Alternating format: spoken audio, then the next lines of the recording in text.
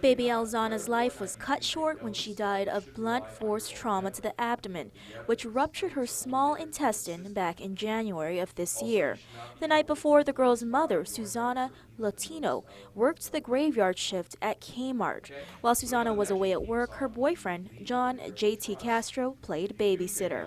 Castro is charged with aggravated murder, aggravated assault, and child abuse for the death of the 23-month-old.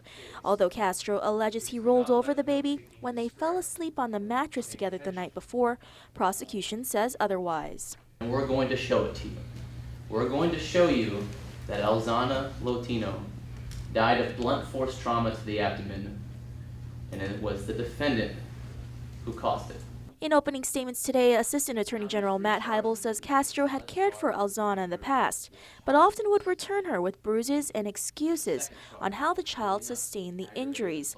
Hybel also states that although only a baby, family who are slated to testify later in the trial will report the baby screamed whenever she was taken to the defendant's home.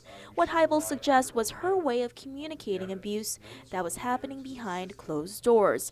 But defense argues otherwise, stating the government's case in chief is biased towards the baby's mother, Susana, and that all of the government's witnesses are close friends and family of Susana, in addition to authorities who interviewed them. Public defender Suresh Sampath alleges it should be Susana in the hot seat today, not Castro. After all, the mother was the last to see her child alive. Sampath also states that an investigation showed the baby sustained the injuries 3 days prior to her death. At that time, Alzana was being cared for by her mother. There's no direct physical evidence that John Castro committed this crime. There's no blood samples, fingerprints, DNA, none of that stuff.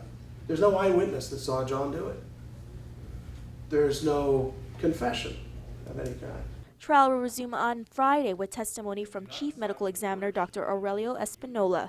Reporting for Guam's News Network, I'm Crystal Paco.